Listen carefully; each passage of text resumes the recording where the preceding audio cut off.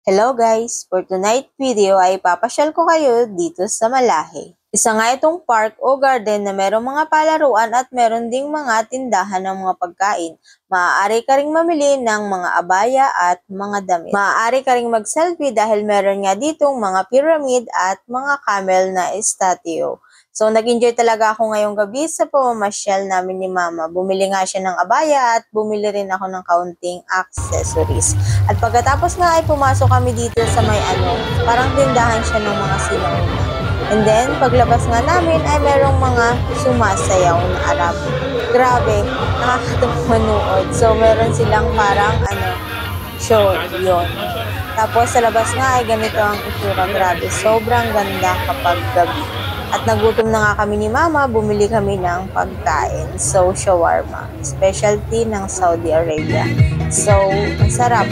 Sobrang laki ng shawarma at talaga namang ang isang peraso ay busog ka na.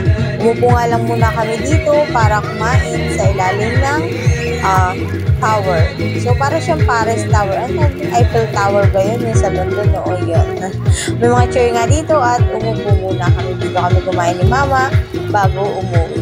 So, yun lamang guys. And habang kumakain nga kami dito ay may mga batang sumasayaw habang binibidyohan and binipicturan. So, yung kantang narinig ninyo ay yun yung sounds doon. After nga namin kumain ay nagyaya na si Mamang umuwi kasi nga daw pagod na siya. So, masaya nga daw siya sa paggagala namin ngayong gabi.